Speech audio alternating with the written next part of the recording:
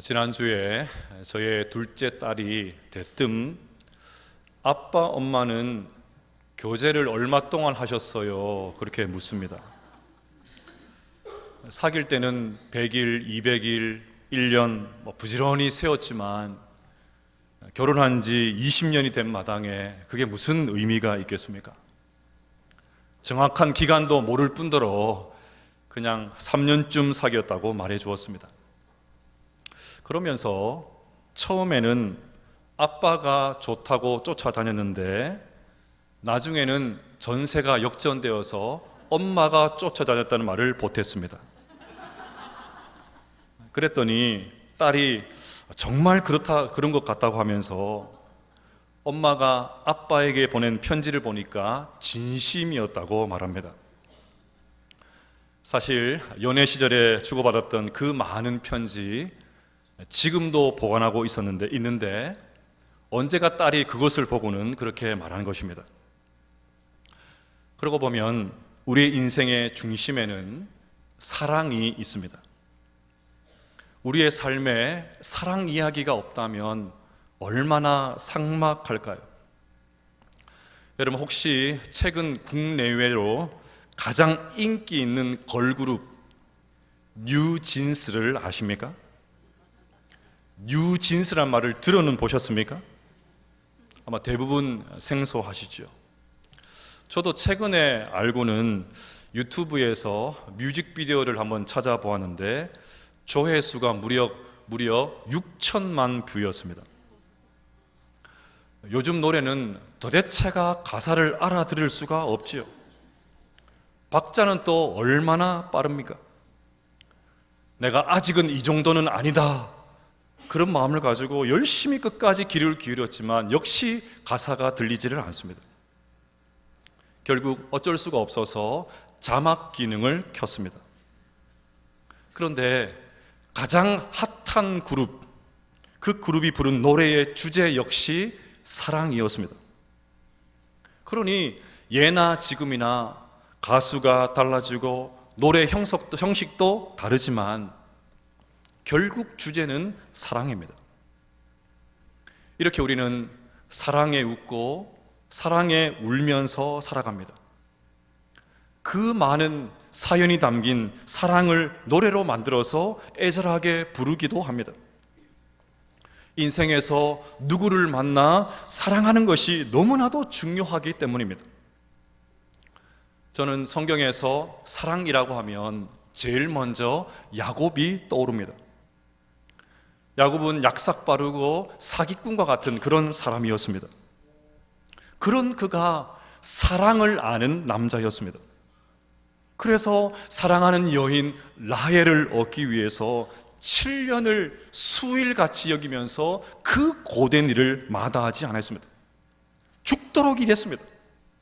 한 여인을 향한 뜨거운 사랑 때문에 죽도록 일을 했습니다.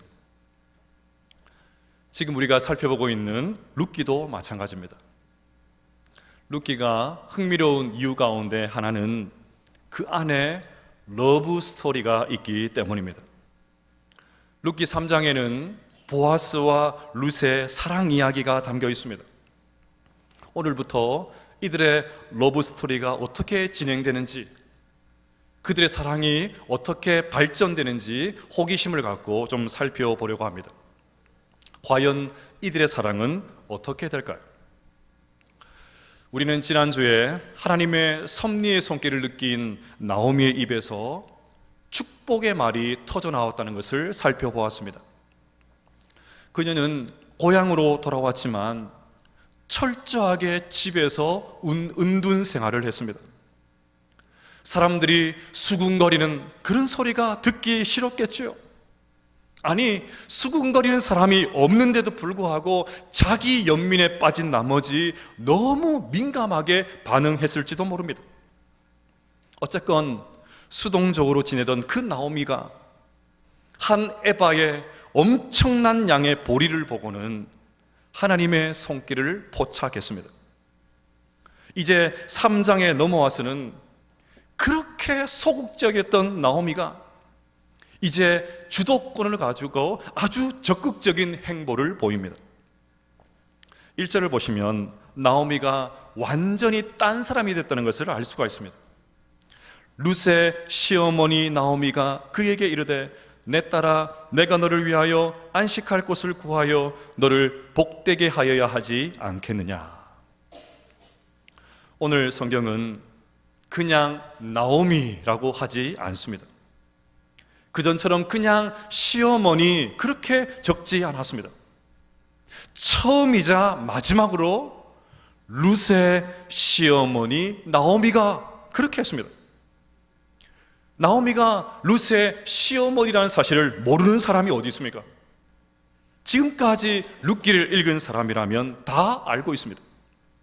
그런데 오늘 성경은 굳이 하여 룻의 시어머니 나오미라고 기록을 해놓았습니다. 다분히 의도적입니다. 이제 시어머니 나오미가 시어머니로서의 역할을 하겠다는 것을 강조하는 것입니다.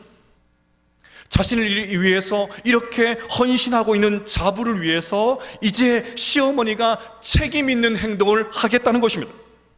지금까지는 수동적인 그런 모습을 가지고 있었지만 모든 수동적인 모습을 다 벗어던지고 적극적인 행동을 하겠다는 그런 의지였던 것입니다.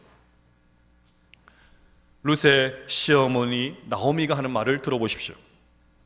내가 너를 위하여 안식할 곳을 구하여 너를 복되게 하여야 하지 않겠느냐. 안식할 곳을 구하고 복되게 한다는 말은 다 같은 말인데 결혼을 염두하고 하는 말입니다. 그러니 지금 나오미는 내가 무슨 수를 써서라도 룻의 신랑감을 찾겠다는 것입니다. 내가 모든 노력을 다 기울여서 룻의 혼처를 찾겠다는 것입니다. 이것이 도무지 집 밖으로 나오려 하지도 않고 철저하게 고립되어 있었던 나오미가 한 말이라는 것이 충격적입니다. 하나님의 섭리의 손길을 느끼자, 하나님의 움직임을 감지하자, 하나님의 일하심, 영안이 열려서 하나님의 일하심을 보게 되자 이제 나오미의 시선이 다른 사람을 향하게 된 것입니다. 타인의 어려움이 드디어 눈에 들어오기 시작을 했습니다. 지금까지는 내 형편, 내 상황만 살펴봤는데 이제 드디어 룻의 형편을 살피기 시작을 했습니다. 그래서 나오미가 말합니다. 내가 너를 위하여. 여러분, 나오미의 입장에서 생각을 해보면 이 결심은 대단한 것입니다. 지금 나오미는 아무것도 가진 것이 없습니다. 룻이 주온 이삭으로 겨우겨우 연명하고 있습니다. 이런 상황에서 룻이 결혼해서 떠나버리면 나오미는 어떻게 되겠습니까? 그렇지 않아도 사람들의 시선이 두려워서 집 밖으로 나가지도 못하고 있는데 룻마저 사라져버리면 어떻게 살 수 있단 말입니까? 그런데도 나오미가 의지를 불태우면서 말합니다. 내가 너를 위하여 안식할 곳을 구하여 너를 복되게 하여야 하지 않겠느냐. 사실 이 말은 1장에서 나오미가 이미 룻과 오르바에게 한 적이 있습니다. 나오미가 두 자부에게 친정으로 돌아가라고 하면서 이렇게 말했습니다. 여호와께서 너희에게 허락하사 각기 남편의 집에서 위로를 받게 하시기를 원하노라. 나도 이제 고향으로 돌아가니까 너희들도 어서 고향으로 돌아가서 좋은 남자 만나서 행복하게 새 출발하라는 말입니다. 두 자부를 고향으로 돌려보내려고 하면서 나오미는 진심으로 이 말을 했습니다. 그런데 나오미는 베들레헴으로 돌아와서는 그만 이것을 잊어버렸습니다. 아니, 더 정확하게 말하면 이방 여자가 하나님의 땅인 이 베들레헴에 와서 유대인과는 절대로 결혼할 수 없을 거야.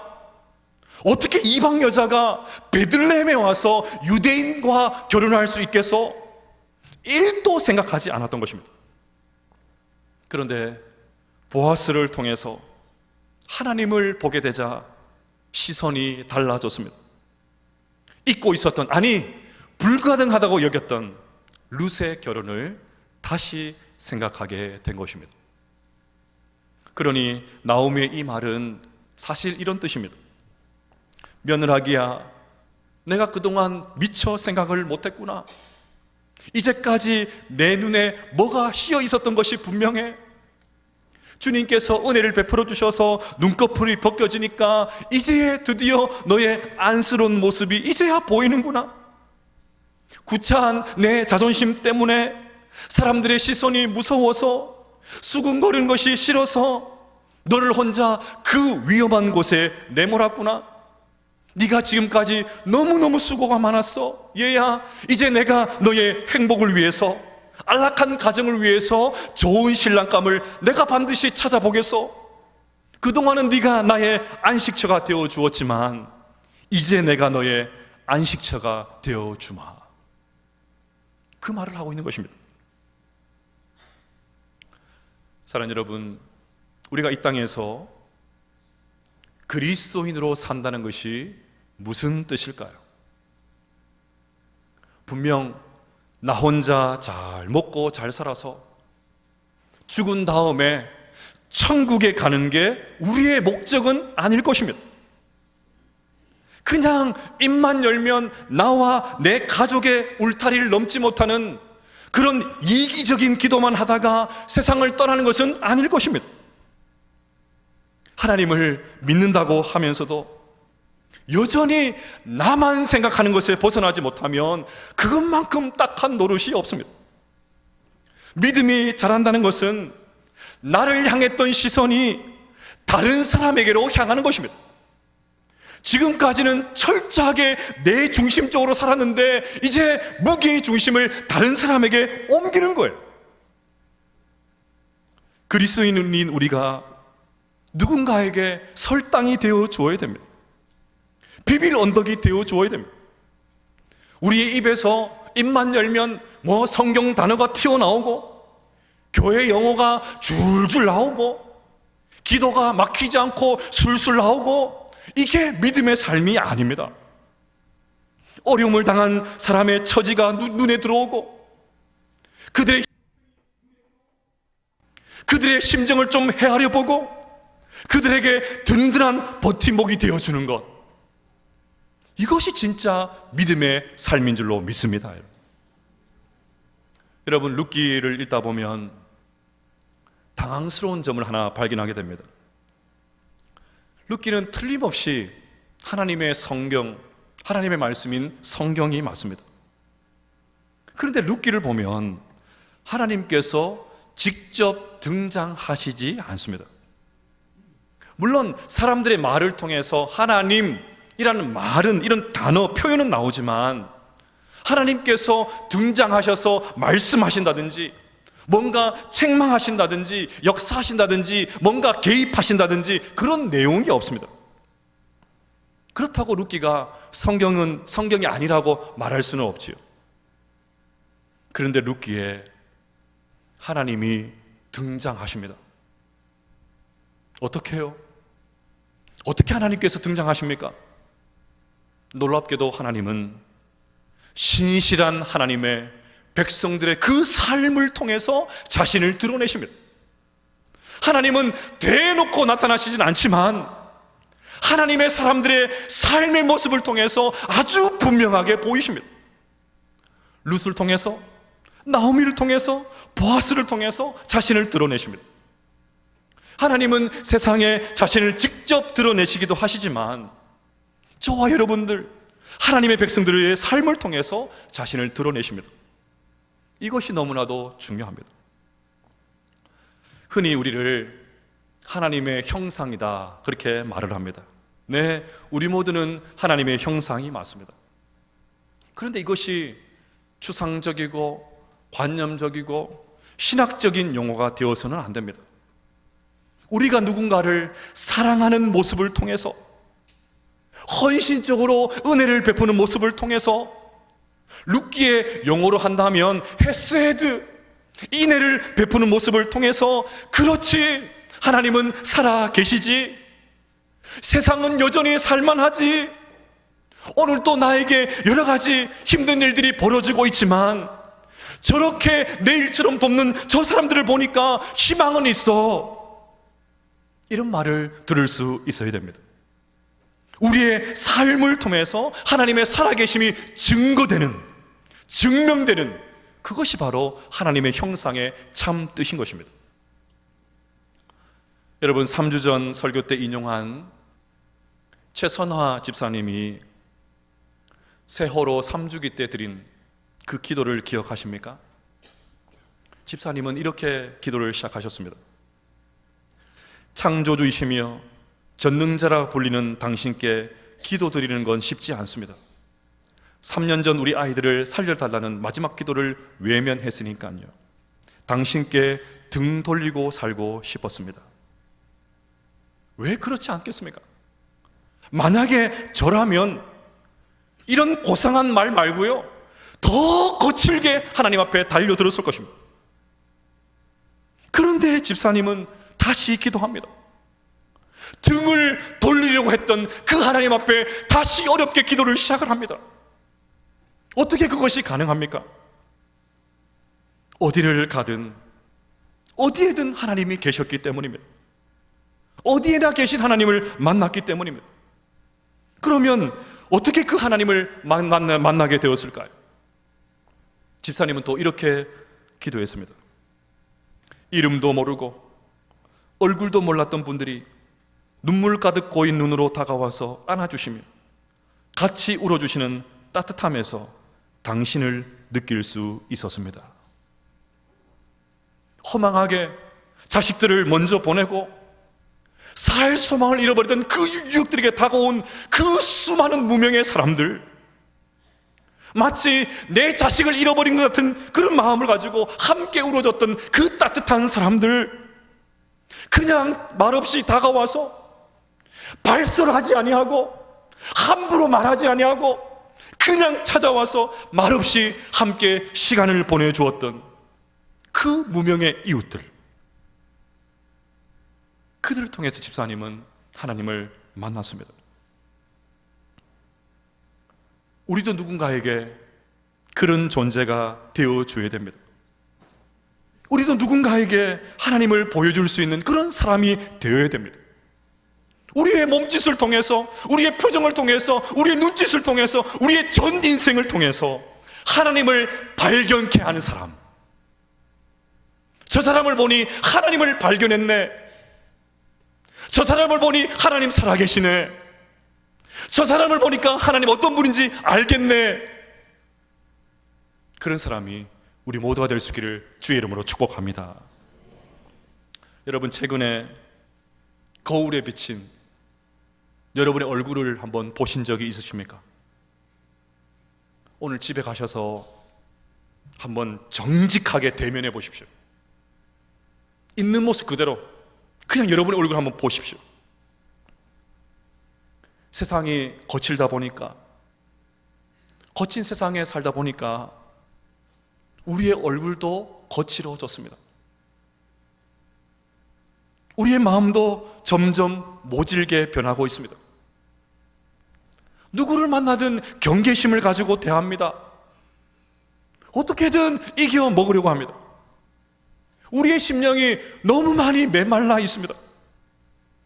드라마나 영화를 볼 때는 막 다량의 눈물을 흘리지만 옆에 있는 다른 사람들의 아픔을 외면할 때가 얼마나 많은지요. 괜히 그런 사람들과 엮이지 않으려고 만간힘을 씁니다. 오늘날 하나님께서 하시는 그리스도인들 누구일까요? 하나님은 당신의 사랑, 긍휼, 인애를 드러내는 그런 사람들을 애타게 찾고 계십니다. 타인의 고통 때문에 눈물 흘릴 줄 아는 그런 사람, 다른 사람의 고통을 덜어내기 위해서, 다른 사람의 고통을 좀 감쇄시키기 위해서 애태우는 그런 사람, 그런 사람을 애타게 찾고 계십니다. 뭐 거창하지 않아도 됩니다. 뭐 대단하지 않아도 됩니다. 친절한 말 한마디, 따뜻한 시선으로 시작을 해보면 어떨까요? 당장에 가까이에 있는 자녀들과 배우자에게, 또 옆에 있는 성도들에게 다정한 미소를 보여주면 어떻겠습니까? 실습을 해보겠습니다. 여러분이 지을 수 있는 최고의 환한 표정을 가지시고, 제가 먼저 다정하게 다가가겠습니다. 한번 인사하시겠습니다. 시작.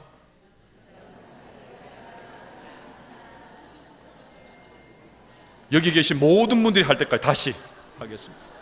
제가 먼저 다정하게 다가가겠습니다.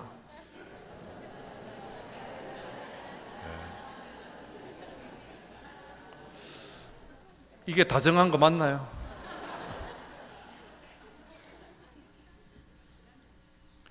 루터교 목사인 크리스토프 블룸하르트는 행동하며 기다리는 하나님의 나라라는 책에서 이렇게 말했습니다.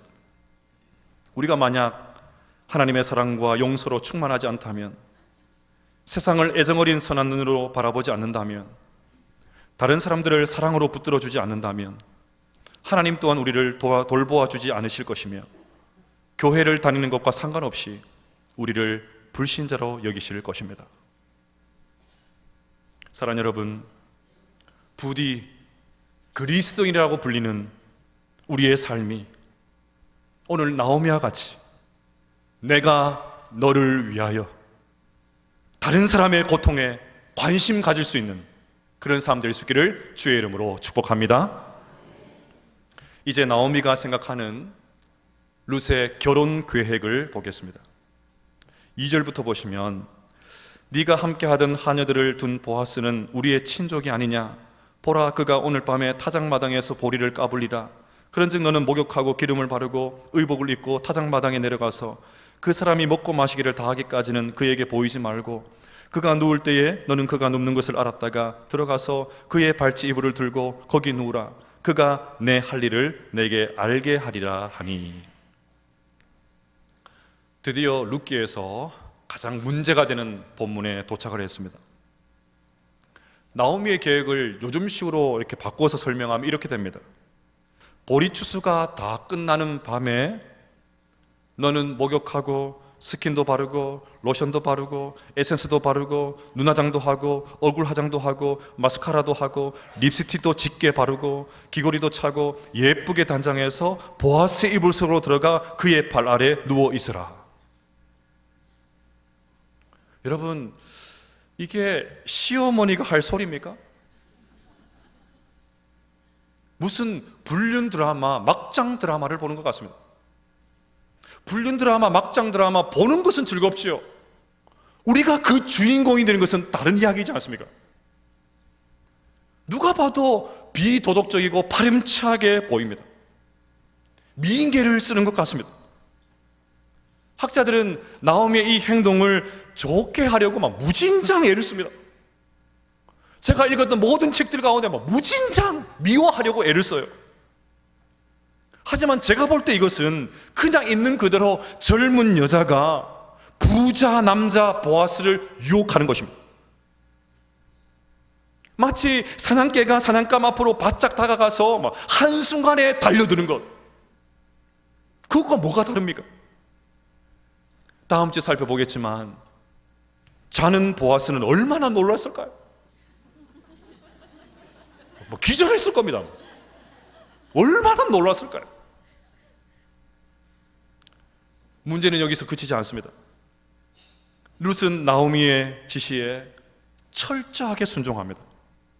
5절과 6절을 보시면 룻이 시어머니에게 이르되 어머니의 말씀대로 내가 다 행하리이다 하니라. 그가 타작마당으로 내려가서 시어머니의 명령대로 다 하니라.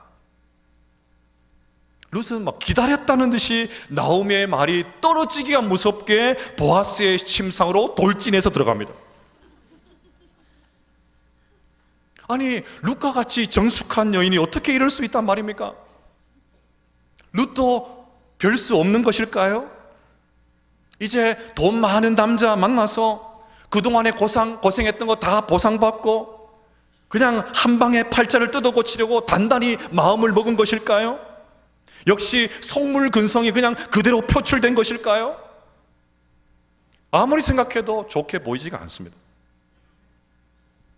하지만 룻기를 기록하신 하나님은 이것을 전혀 부정적으로 보지 않으십니다. 이것이 중요합니다. 왜요? 이것은 단순히 나오미의 계략이 아니었기 때문입니다. 지난주에 한 에바의 보리를 본 나오미가 이런 말을 했습니다. 또 그에게 이르되 그 사람은 우리와 가까우니 우리 기업을 물을 자 중에 하나이니라 하니라. 여기에 기업 물을 자라는 말이 나오는데 히브리어로는 고엘입니다. 고엘. 기업 물을 자 고엘이라는 이 단어는 룻기에서 가장 중요한 단어입니다. 풀어서 번역을 하면 누군가를 대신해서 값을 지불해 주는 사람, 누군가를 대신해서 값을 지불해 주는 사람이라는 뜻입니다. 당시 이스라엘에는 고엘이라는 독특한 제도가 있었습니다. 다음 주에 이것을 좀 집중적으로 살펴보려고 합니다. 오늘은 하나만 말씀을 드리면, 친족의 형제가 자기 아내를 두고 세상을 떠나면 가까운 친족 중에 한 사람이 그를 아내로 맞이하여서 가문을 이어주게 했습니다. 그것이 바로 고엘이었습니다. 그러니 지금 나오미는 불륜을 지시하는 것이 아니었습니다. 미인계를 쓰는 게 아니었습니다. 나오미는 보아스가 룻에게 베푼 그 호의를 보면서 그동안 잊어버리고 있었던 꿈을 꾸기 시작을 했습니다. 2절을 보십시오. 보아스는 우리의 친족이 아니냐? 혹시나 친족인 보아스가 고엘이 될 수 있지 않을까? 만약 보아스가 고엘이 되어준다면 우리의 가문이 다시 회복될 수 있지 않을까? 그가 우리의 기업 무르는 자가 되어줄 수만 있다면 그가 우리에게 든든한 울타리가 되어주지 않을까? 나오미는 보아스를 보면서 희망을 발견하고 꿈을 발견해서 저돌적으로 룻과의 만남을 추진했던 것입니다. 그러니 지금 나오미는 인간적인 방법과 술수를 다 동원해서 저급한 방법으로 남자를 유혹하는 것이 아닙니다. 오히려 그 반대입니다.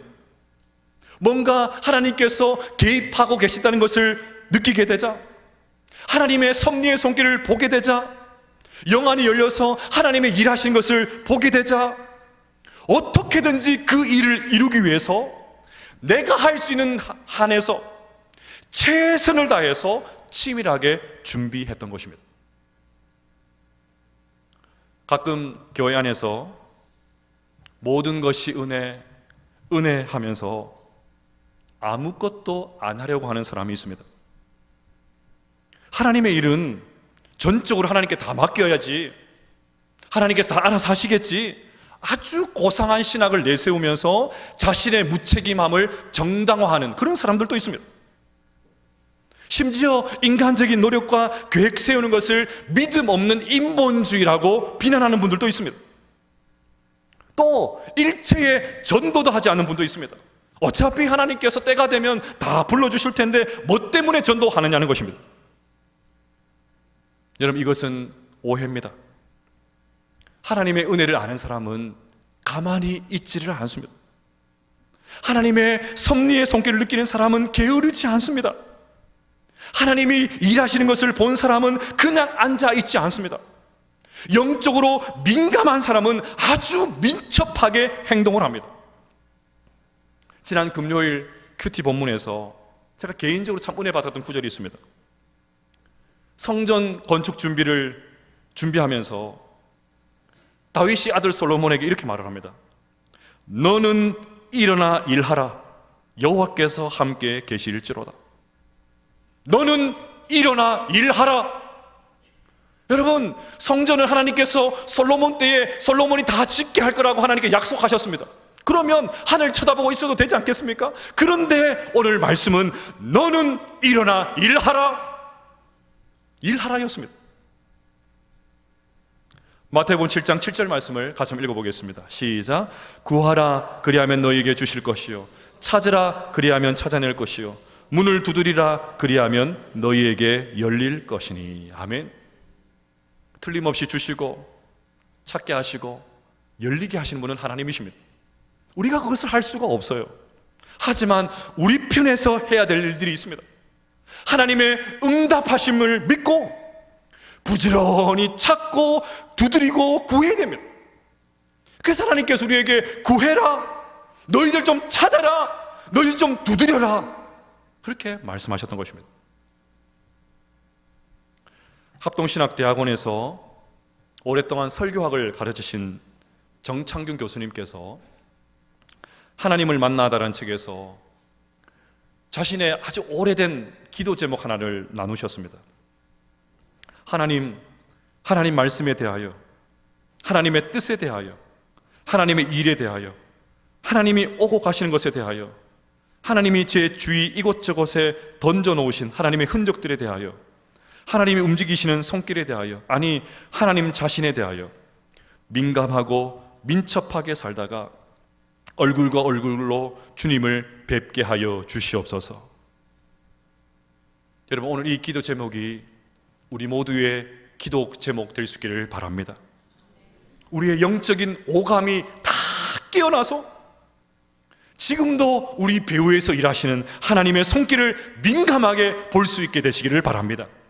그 하나님을 바라보고 이제는 더 이상 나를 위하여가 아니라 너를 위하여 어려움을 당한 사람들의 마음을 살피고 그들을 돕기 위해서 민첩하게 행동할 수 있게 되시기를 바랍니다. 그리하여 이 땅에 하나님을 보여줄 수 있는, 이 땅에 하나님의 형상으로서 하나님을 당당하게 보여줄 수 있는 믿음의 사람으로 살아갈 수 있는 우리 모든 성도님들 다 되시기를 주의 이름으로 축복합니다.